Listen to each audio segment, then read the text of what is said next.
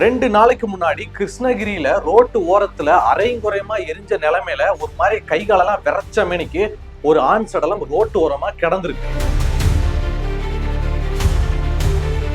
போலீஸ்காரங்க அதை என்ன எதுவும் பார்த்துட்டு இருக்கும் போது மறுபடியும் ஒரு போன் கால் வந்து வேற ஒரு இடத்துக்கு வர சொல்ல அங்க போய் பார்த்தா அங்கேயும் அதே மாதிரி அரையும் குறையுமா எரிஞ்ச நிலைமையில கைகால ஒரு மாதிரி தூக்கி விரைச்ச மணிக்கு இன்னொரு ஆண் சடலம் அங்கேயும் கிடந்திருக்கு. ஒரே நேரத்துல பக்கத்துல ஒரே மாதிரி சம்பவம் நடந்துச்சுல. இதை வச்சு போலீஸ்காரங்க விசாரணை பண்ணும்போது இந்த 2 சம்பவத்தையும் பண்ணது அந்த ஏரியால பிளாக்ல சரக்கு விற்கிற ஒரு பொண்ணு அப்படின்னும், அந்த பொண்ணு கூட காலேஜ்ல படிக்கிற ஒரு பையனும் சேர்ந்துதான் இதை பண்ணிருக்கா அப்படின்றது தெரிய வந்திருக்கு. பிளாக்ல சரக்கு விற்கிற அந்த பொண்ணு அந்த காலேஜ் படிக்கிற பையன் கூட சேர்ந்து எதுக்காக இந்த 2 பேத்தையும் அரைங்குறையமா எரிச்சு விடணும்? போலீஸ்காரங்க இந்த சம்பவத்தை எப்ப நேர்ல போய் பார்த்தாங்க? இதை வச்சு குற்றவாளிகளை எப்படி அரெஸ்ட் பண்ணாங்க? இவங்களுக்கு அவங்களுக்கு என்ன சம்பந்தம்? இப்ப அவங்களுக்கு என்ன தண்டனைகள் கொடுத்திருக்காங்க? இப்படி இல்லாமடா ஊருக்குள்ள நடக்கும் அப்படின்ற மாதிரியான ஒரு சம்பவம் இது எங்க நடந்துச்சு அப்படின்ற எல்லாத்தையும் தான் இந்த செய்தியில நீங்க தெரிஞ்சுக்க போறீங்க. இப்ப பிரச்சனை என்ன அப்படின்னா, கிருஷ்ணகிரி மாவட்டம் டு ராயக்கோட்டை போற ரோட்டு ஓரத்துல பாத்தீங்கன்னா அரையுங்குறையுமா ஒரு மாதிரி எரிஞ்ச நிலைமையில விரைச்ச நிலைமையில ஒரு ஆண் சடலம் இருக்கு அப்படின்னு சொல்லிட்டு கிருஷ்ணகிரி போலீஸ்காரங்களுக்கு ஒரு தகவல் ஒண்ணு போயிருக்கு. அந்த தகவல் வந்ததுக்கு அப்புறமா சம்பவ இடத்துக்கு போயிட்டு போலீஸ்காரங்க அப்படி மூக்க பொத்திட்டு அப்படி பார்க்கும்போது அரைங்குறையமா எரிஞ்ச நிலைமையில உடம்புல இருந்து இன்னும் புகை வந்த மேனிக்கு அப்படியே விரைச்ச மேனிக்கு ஒரு ஆண் சடலம் அங்க கிடந்திருக்கு. போலீஸ்காரங்க என்னடா இது, யாரா இதை செஞ்சு விட்டுருப்பாங்க சொல்லிட்டு அப்படியே தடயத்தை சேகரிச்சு பார்த்துட்டு இருக்கும் போதே உடனே இன்னொரு போன் கால் வருது. சார், ரோட்டு ஓரமா ஒரு பாடி கிடக்கு, நீங்க பாத்துக்கிட்டு இருக்கீங்களா? ஆனா அதுல இருந்து 1 கிலோமீட்டர் தள்ளி இன்னொரு மாந்தோப்பு பக்கத்துல அதே மாதிரி இன்னொரு உடம்பு கிடக்கு சார் சொல்லிட்டு அதே போலீஸ்காரங்களுக்கு இன்னொரு தகவல் வருது. போலீஸ்காரங்களுக்கு தூக்கி வாரி போட்டுருச்சு. என்னடா இங்க பாத்துட்டு இருக்கும் போது இதே மாதிரி இன்னொரு இடத்துல கிடக்குன்னு சொல்றாங்களே, கேட்டா வாங்க வாங்க அப்படின்னு சொல்லிட்டு இங்க 2 பேர்த்த நிப்பாட்டிட்டு அந்த சம்பவம் நடந்த இன்னொரு மாந்தோப்புக்கு போய் பார்த்தா இதே மாதிரி அங்கேயும் ஒரு மாதிரி அரைங்குறையமா எரிஞ்ச நிலைமையில ஒரு மாதிரி உடம்பு அப்படியே விரைச்ச மேனிக்கு இன்னொரு ஆண் சடலம் அங்க எரிஞ்சு புகை வந்துகிட்டு இருக்கு. 2 ஸ்பாட்ல கிடைச்ச 2 உடம்பையும் போலீஸ்காரங்க கைப்பற்றி பிரேத பரிசோதனைக்கு அனுப்பி வச்சுட்டாங்க. அதுக்கப்புறமா எதனா தடயம் கிடைக்குதா என்ன ஏதுன்னு விசாரணை பண்ணிக்கிட்டு இருக்காங்க. அண்ட் கொஞ்சம் மணி நேரங்களே பிரேத பரிசோதனை வந்துருச்சு. அந்த அறிக்கையில என்ன சொல்றாங்க அப்படின்னா, இந்த மாதிரி 2 பேரோட உடல்களை ஏகப்பட்ட இடங்கள்ல கத்தி குத்து இருக்கு. அது மட்டும் இல்லாம இந்த 2 பேரோட உடம்புல பாய் பெட்ஷீட் எல்லாத்தையும் சுத்தி பெட்ரோலை ஊத்தி வச்சிருக்காங்க அப்படின்னு சொல்லிட்டு அந்த போஸ்ட்மார்ட்டம் ரிப்போர்ட்ல வந்துருச்சு. சோ போலீஸ்காரங்க அதை கையில வச்சுக்கிட்டு இவங்க 2 பேர் யாரு, எந்த ஊரை சேர்ந்தவங்க, ஏன்னா அடையாளம் தெரியல. முகர தெரிஞ்ச ஊர்க்காரங்க கிட்ட நான் தெரியுமாப்பா அப்படின்னு சொல்லிட்டு கேட்பாங்க. அடையாளமே தெரியல அப்படிங்கும் போது போலீஸ்காரங்க மேலோட்டமா அப்படியே விசாரணை ஆரம்பிக்கிறாங்க. சோ போலீஸ்காரங்க ஃபர்ஸ்ட் என்ன பண்றாங்க அப்படின்னா, கிருஷ்ணகிரி, திருப்பத்தூர், கர்நாடகா, தர்மபுரின்னு சொல்லிட்டு அந்த கிருஷ்ணகிரி அந்த சம்பவம் நடந்த அதை சுத்தி இருக்கிற ஊர்களை போயிட்டு யாருன்னா காணாம போயிருக்காங்களா, மிஸ்ஸிங் கேஸ் எதனா இருக்கான்னு சொல்லிட்டு தேடிக்கிட்டு இருக்காங்க. ஏன் அப்படின்னா இவங்க 2 பேருமே இந்த மாதிரி சம்பவம் ஆகி போச்சுல, அப்போ யாருன்னா மிஸ்ஸிங் கேஸ் இருக்கு, 2 பேர் காணாம போயிருக்காங்கன்னா அதை வச்சு கேஸை வந்து லிங்க் பண்ணி கண்டுபிடிச்சலாம் அப்படின்றதுக்காக அப்படி போலீஸ்காரங்க விசாரணை பண்ணிக்கிட்டே இருக்கும்போது அதே கிருஷ்ணகிரியில வேற டிவிஷன் போலீஸ்காரங்க கிட்ட இருந்து ஒரு தகவல் வருது. சார், நீங்க இந்த மாதிரி தேடிக்கிட்டு இருக்கீங்களா, அந்த நாளுக்கு கொஞ்ச நாளைக்கு முன்னாடி ஒரு 2 பேர் காணாம போயிருக்காங்க சார், அவங்க லிஸ்ட் இருக்குன்னு சொல்லிட்டு போலீஸ்காரங்களுக்கு ஒரு புது லிங்க் கிடைச்சிருக்கு. போலீஸ்காரங்களுக்கு என்ன க்ளூ கிடைச்சிருக்கு அப்படின்னா, அந்த 2 பேரோட உடம்ப கைப்பற்றினாங்கல்ல, அந்த உடம்பு கைப்பற்றினதுக்கு ஒரு நாளைக்கு முன்னாடி பாத்தீங்கன்னா 2 பேர் மிஸ் ஆயிருக்காங்க. அந்த ஒரு நாளைக்கு முன்னாடியே அது யாரு அப்படின்னா, காஷ்மீர்ல மிலிட்டரியில வேலை பார்க்கிற இந்த கிருஷ்ணகிரி மாவட்டத்தை சேர்ந்த மகேஷ்குமார் அப்படின்ற ஒருத்தரும் அவருடைய அப்பா செல்லப்பன் அப்படின்ற ஒருத்தரும் காணும் சார், 2 பேருமே ஆம்பளை அப்படின்னு சொல்லிட்டு ஒரு தகவல் தெரிய வந்திருக்கு. சோ 2 ஆண்கள் அங்க மிஸ்ஸிங், 2 ஆண்களோட பாடி கடந்திருக்கு. அப்ப இதுவாதான் இருக்கு அப்படின்னு சொல்லிட்டு எல்லா டீட்டெயிலுமே கிருஷ்ணகிரி போலீஸ்காரங்க எடுத்துட்டு அவங்க வீட்டுக்கே போறாங்க. அதாவது நீங்க போட்டோல காணவில்லை அப்படின்னு இங்க கொடுத்த இந்த மகேஷ்குமார் மற்றும் இந்த செல்லப்பன் இவங்க வீட்டுக்கு போறாங்க. அப்படி இவங்க வீட்டுக்கு போகும்போது நீங்க போட்டோல பாக்குற மிலிட்டரியில வேலை பார்த்துட்டு லீவுக்கு ஊருக்கு வந்த இந்த மகேஷ் இவருடைய மனைவி கிட்ட தான் விசாரிக்கிறாங்க. ஏன்னா வீட்டுல வந்து மனைவி தான் இருக்கிறாங்க. என்னம்மா இந்த மாதிரி போலீஸ்காரங்க வந்திருக்கோம், 2 உடம்பு கிடைச்சிருக்கு, உங்க வீட்டுக்காரர் வேற காணோம், உங்க மாமனாரையும் காணோம், உங்க வீட்டுக்காரரை பத்தி என்ன தகவல் தெரியுமா, இங்க எப்ப காணாம போற, என்னது கொஞ்சம் சொல்லுங்க, எப்ப காணாம போனாரு அப்படின்னு கேட்கும்போது அந்த பொண்டாட்டி வந்து அப்படியே பெதறாங்க. சார் இந்த நேத்து சார், இல்ல சார் முந்தா நேத்து சார், இல்ல சார் அப்படி இப்படி சொல்லிட்டு மழுப்புறாங்க. ஒரு மாதிரி மாத்தி மாத்தி முன்னுக்கு பின் முரணா பதில் சொல்றாங்க. அனாகப்பட்ட போலீஸ்காரங்க எவ்வளவு கேஸ் பார்த்திருப்பாங்க. மிஸ்ஸிங் கேஸ்ல வந்து விசாரிச்சா பொண்டாட்டிக்காரி ஒரு மாதிரி மழுப்புறா, ஏதோ சம்திங் ராங்கா இருக்கு அப்படின்னு சொல்லிட்டு அந்த பொண்டாட்டிக்காரிய அப்படியே கூட்டிட்டு போயிட்டு உட்கார வச்சு கிட்டுக்குப்பிடி விசாரணை பண்றாங்க. அப்படி விசாரிக்க வேண்டிய முறையில விசாரிக்கும் போதுதான் பல திடுக்கிடும் உண்மைகள் வெளியே தெரிய வந்திருக்கு. அந்த கொடூரமான உண்மை என்ன அப்படின்னா, நீங்க போட்டோல பாக்குற 43 வயதான இவர் பேரு வந்து மகேஷ்குமார். இவர் வந்து காஷ்மீர்ல மிலிட்டரியில வேலை பார்க்கிறாரு. சரிங்களா? அதுக்கு பக்கத்துல இந்த பெண் இருக்காங்கல்ல, இவங்க பேர் வந்து பானுப்பிரியா. இவங்க இந்த மகேஷ்குமார் இவங்களுடைய மனைவி. சோ இவங்களுக்கு வயசு வந்து 38.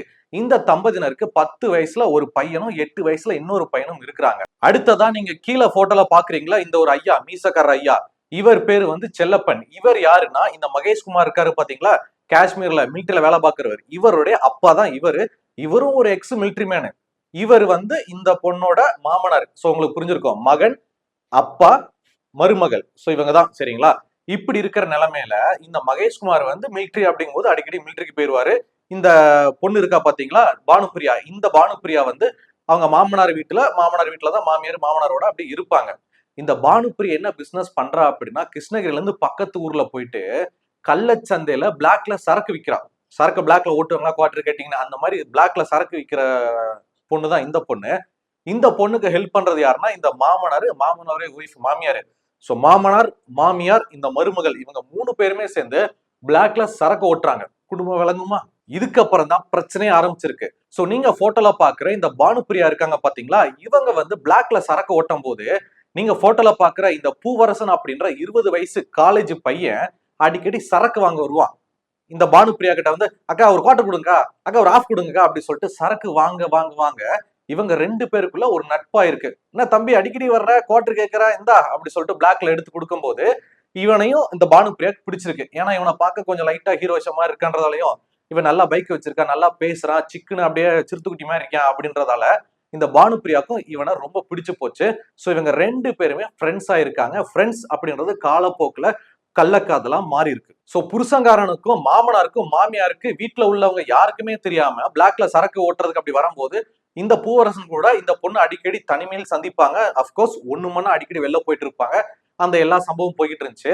இது என்ன அப்படின்னா, இந்த எல்லா கண்ட கருமாத்திரம் உள்ளூருக்குள்ளதானே நடக்குது.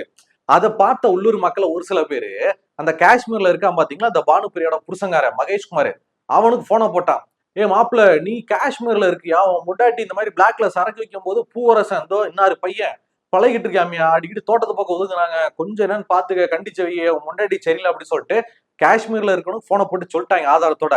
இந்த மகேஷ்குமார் என்ன பண்ணிருக்காரு, காஷ்மீர்ல இருந்து உடனடியா லீவு வாங்கி தன்னோட சொந்த ஊர் கிருஷ்ணகிரிக்கு வந்திருக்காப்படி. சோ கிருஷ்ணகிரிக்கு வந்த உடனே பொண்டாட்டிக்கு தெரியாம பொண்டாட்டியோட போனை எடுத்து இந்த மாதிரி பூவரசன் அப்படின்ற பேரை டைப் பண்ண நம்பர் வரும் பாத்தீங்களா, அந்த நம்பர்ல வாட்ஸ்அப் மூலயமா போயிட்டு இவங்க என்னென்ன பேசியிருக்காங்க, என்னெல்லாம் போட்டோஸ் வீடியோஸ் அனுப்பிச்சிருக்காங்கன்னு பாத்துருக்கா அப்படி.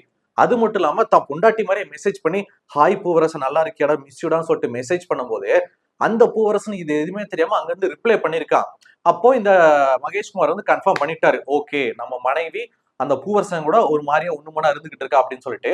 அண்ட் அதுக்கப்புறமா அன்னைக்கு நைட்டே பாத்தீங்கன்னா புருஷன் பொண்டாட்டிக்குள்ள ஊருப்பட்ட சண்டை.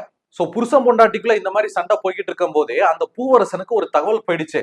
இந்த மாதிரி நாம பழகிக்கிட்டு இருக்கிற அந்த கள்ளக்காதலி பானுப்பிரியாவோட புருஷங்காரன் ஊர்ல இருந்து வந்துட்டான், அவனுக்கு நம்ம மேல ஒரு சந்தேகம் வந்துருச்சு, அவன் தான் மெசேஜ் பண்ணிருக்கான், அவன் ஏதோ டவுட் பட்டிருக்கான்னு சொல்லிட்டு பூவரசனுக்கு தெரிய வந்த உடனே இந்த பூவரசன் என்ன நினைச்சான் அப்படின்னா, இந்த மாதிரி தான் கள்ளக்காதலியோட புருஷங்கார இருக்காமல மகேஷ்குமார், அவன் வீட்டுக்கு போவான், அவன்கிட்ட என்ன ஏதுன்னு கேட்பான், என்ன சொல்றான் பாப்பான், ஒரு மாதிரி ஓவரா பேசினா சப்பு சப்புன்னு அடிச்சு போட்டுறான்னு சொல்லிட்டு சும்மா அந்த பிளான்ல தான் வீட்டுக்கு போயிருக்கான். நடுராத்திரி கரெக்டா வீட்டுக்குள்ள போயிட்டான். மகேஷ்குமார் தனியா இருந்திருக்கான். அவன்கிட்ட போயிட்டு, என்னலே ஏதோ மெசேஜ் பண்ணியிருந்தா, என்னவா எதுக்கு என்ன மெசேஜ் போட்டா அப்படி கேட்கும் போது இவங்க 2 பேருக்குள்ள சண்டையா இருக்கு, வாய்க்கா தகரா இருக்கு. இந்த பஞ்சாயத்துல எப்படி நீ என் ஒய்ஃப் கூட பேச போச்சு, எப்படி எனக்கு துரோகம் பண்ண போச்சுன்னு அந்த பஞ்சாயத்துல என்ன ஆயிடுச்சுன்னா, இந்த பூவரசன் வந்து இந்த மகேஷ்குமார பக்கத்துல இருந்த கத்தி எடுத்து கொடூரமான முறையில உடம்புல பல இடங்களை பண்ணியிருக்கான். வீட்டுக்குள்ள இருந்து அந்த அலறல் சத்தம் கேட்டதுக்கு அப்புறமா அதை கேட்டு ஓடோடி வந்த இந்த செல்லப்பன், மகேஷ்குமாரோட அப்பா இருக்காரு பாத்தீங்களா, அவர் வந்திருக்காரு. என்னடா சத்தம் அப்படின்னு சொல்லிட்டு வரும்போது இந்த பூவரசன் இந்த செல்லப்பனுடைய கழுத்தை கொடூரமான முறையில குத்தி சம்பவ இடத்துல கொண்டுட்டான். இதுல என்ன ஒரு கொடூரம் அப்படின்னா, இந்த எல்லா சம்பவம் நடக்குது பாத்தீங்களா, அப்படி நடந்துகிட்டு இருக்கும் போதே அந்த பானுப்பிரியா அவ அங்கதான் இருந்திருக்கா. நடக்கிற விஷயங்களை அவ பார்த்துட்டு கை கட்டி வேடிக்கை பார்த்துட்டு இருக்கா. அடிச்சுக்கிறாங்க, குத்திக்கிறாங்க, மாட்டுக்கிறாங்க அப்படி சொல்லிட்டு அவ ஒண்ணுமே பண்ண, நடக்கிறத வேடிக்கை மட்டும் பார்த்திருக்கா. கேவலத்தின் உச்சம் என்ன தெரியுமா, இந்த எல்லா சம்பவத்தையும் இந்த மகேஷ்குமார் இந்த பானுப்பிரியாவோட மூத்த பையன் இருக்கிறான் பாத்தீங்களா, அவனு நின்னு பார்த்துக்கிட்டு இருந்திருக்கான். அவனுக்கு இந்த தான் அம்மா பானுப்பிரியா வந்து அந்த பூவரசன் கூட பழக்கமா இருக்கு, அவனுக்கு நல்லாவே தெரியும். அவங்க அம்மா அது இதுன்னு மேனிப்புலேட் பண்ணி, விடுறா கண்டுக்கார அம்மா தானே, அம்மா உனக்கு பாத்துக்கிற அப்படி சொல்லிட்டு வேற மாதிரி சொல்லி வச்சிருக்கான். அதனால இந்த பானுப்பிரியாவோட பையன் அம்மா என்ன பண்ணாலும் அவன் கண்டுக்காம தான் இருந்திருக்காங்க. சோ பூவரசன் அந்த நடு வீட்டுக்குள்ள 2 பேரை கொடூரமான முறையில் பண்ணதுக்கு அப்புறமா அந்த தடயம் எதுவுமே இருக்கக்கூடாதுன்னு சொல்லிட்டு அந்த எல்லாமே பெட்ஷீட்டை வச்சு தொடச்சு அதே பெட்ஷீட்ல 2 பேரோட உடலையுமே தனித்தனியா சுத்திருக்கான் வேற வேற பெட்ஷீட்டை வச்சு. ஆனா அந்த வெளியே வந்துடக்கூடாதுன்றதுக்காக மேற்கொண்டு 2 பாயை எடுத்து பாயையும் சுத்திருக்கான். இப்ப 2 உடம்பாச்சுல்ல, அந்த 2 உடம்ப ஒரு சாக்கு மூட்டை மாதிரி ஒண்ணு பெருசை எடுத்து அதுக்குள்ள அப்படி குடுன மாதிரி போட்டு அடைச்சு அந்த சாக்க மூட்டையா கட்டி இந்த பானுப்பிரியாவையும் பானுப்பிரியாவோட பையனையும் பிடிக்க சொல்லி இவங்க 3 பேருமே சேர்ந்து தூக்கிட்டு வெளில போயிருக்காங்க. அப்படி வெளியே போனா மகேஷ்குமாரோட ஸ்கூட்டி ஒண்ணு இருந்திருக்கு, இறந்து போன மகேஷ்குமாரோட எலக்ட்ரிக் ஸ்கூட்டி. அந்த ஸ்கூட்டில பின்னாடி வச்சுக்கிட்டு அதை மகேஷ்குமாரோட பையனையே புறா இந்த மாதிரி பிடிக்க சொல்லி நேரா நான் சொன்ன மாதிரி கிருஷ்ணகிரி அடுத்து இருக்கிற ராயக்கோட்டை அந்த ஹைவேல ஓரமா வச்சு பக்கத்துல பெட்ரோல் பங்க்ல போய் பெட்ரோல் அந்த வாட்டர் பாட்டில வாங்கிட்டு வந்து ஊத்தி மேல ஓலமட்டையெல்லாம் போட்டு அப்படியே எரிச்சு விட்டாங்க நடு ரோட்ல. சோ மகேஷ்குமாரோட உடம்ப நடு ரோட்ல எரிச்சு விட்டாங்களா.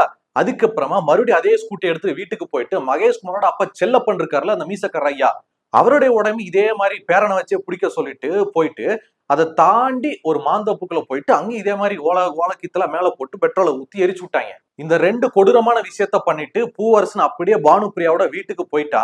பானுப்பிரியாவோடையும் பானுப்பிரியாவோட பிள்ளையும் கூப்பிட்டு இங்க பாரு என்னென்னமோ நடந்து போச்சு சரிங்களா, நீங்க போலீஸ் ஸ்டேஷன்ல போயிட்டு புருஷனையும் மாமனாரையும் காண சொல்லிட்டு நீ கம்ப்ளைண்ட் கொடு, நான் எப்பயும் போல என் வேலையை பார்க்க போறேன், தம்பி எதுவும் சொல்லக்கூடாதா உங்க அப்பாவை காணும் தாத்தா காணும்னு சரியான்னு சொல்லிட்டு அங்க பாபநாசம் படபாணியில ஒரு செட்டப்பை போட்டு அவங்கவுங்க அப்படியே கிளம்பிட்டாங்க. இந்த பானுப்பிரியாவும் மறுநாளே போயிட்டு சார் என்னுடைய புருஷனையும் மாமனாரையும் காணும் சார் சொல்லிட்டு ஒரு கம்ப்ளைண்ட்டை கொடுத்துட்டு அப்படியே கமுக்கமா உட்காந்துக்கிட்டான். அதுக்கப்புறமா தான் நடு ரோட்ல இந்த மாதிரி எரிஞ்ச நிலைமையில 2 சடலம் கிடந்திருக்குன்னு சொல்லிட்டு போலீஸ்காரங்களுக்கு தகவல் கிடைக்க அவங்க அதை வச்சு என்ன ஏதுன்னு விசாரணை பண்ண 2 பேர் மிஸ்ஸிங் கேஸ்ல உள்ள வர அது யாரு என்னன்னு சொல்லிட்டு போய் விசாரிக்கும் போது இந்த பொண்டாட்டிக்காரி ஒரு மாதிரி ஒரு மாதிரியா வளர அவளை பிடிச்சி கிடுக்குப்பிடி விசாரணை பண்ண அதுக்கப்புறமா தான் அந்த பொண்டாட்டிக்காரியும் பொண்டாட்டியோட கள்ளக்காதலும் இந்த பூவரசனும் இவங்க வத்த புல்லன்னு சொல்லிட்டு 3 பேருமே உடந்தையா இருக்காங்க ரகசியம் அதுக்கப்புறமா தான் வெளியவே வந்திருக்கு. இந்த எல்லா வாக்குமூலத்தை வாங்கினதுக்கு அப்புறமா இந்த பானுப்பிரியா கூட தொடர்புல இருந்த இந்த பூவரசன் இந்தவங்க 2 பேருக்கு ஹெல்ப்பா இருந்த இந்த பானுப்பிரியாவோட பையன் சொல்லிட்டு 3 பேரையுமே போலீஸ்காரங்க அவங்க மேல ஏகப்பட்ட வழக்குகள் பதிவு பண்ணி அவங்கள கோர்ட்ல ஆஜர்படுத்தி சிறையில அடைச்சிட்டாங்க. இந்த சம்பவம் கிருஷ்ணகிரி மட்டும் இல்லங்க, இந்த ஏரியா முழுக்க பெரிய பரபரப்பை ஏற்படுத்திருக்கு. மது நாட்டுக்கும் வீட்டுக்கும் கேடுன்னு சொல்லுவாங்க. அது குடிச்சா மட்டும் இல்ல வித்தால ஏகப்பட்ட பிரச்சனைகள் வரும். அதே மாதிரிதான் ஒரு மருமக வீட்டுக்கு வாழ வந்தவ என்ன பண்ணணும், வீட்டுல மாமனார் இருக்காங்க மாமியார் இருக்காங்க பிள்ளைகள் இருக்காங்க, வீட்டுல சமையல் பண்ணி போட்டு ஒரு வேலை வெட்டிக்கு போயிட்டு குடும்பத்தை பார்த்துக்கிட்டு பிள்ளைகளை பார்த்துட்டு கம்முன்னு கிடக்கணும். அவங்க கிட்ட இல்லாத பணம் காசா, புருஷங்காரதான் மிலிட்டரியில போயிட்டு சம்பாதிச்சு அனுப்புறாம்ல, அப்பா வேற எக்ஸ் மிலிட்டரி பென்ஷன் காசெல்லாம் வரும்ல, அதை வச்சு இவளும் ஒரு வேலை வெட்டிக்கு போயிட்டு குடும்பத்தை காப்பாத்தலாம். அதை விட்டுட்டு சரக்கு பிளாக்ல விற்க போறேன்னு சொல்லிட்டு ஒரு குடும்ப குத்து விளக்கு ஒரு பொண்ணு 2 பிள்ளைக்கு தயாரா ஒரு பொண்ணு போயிட்டு பிளாக்ல சரக்கு விற்கலாமா, நாடு உருப்படுமா?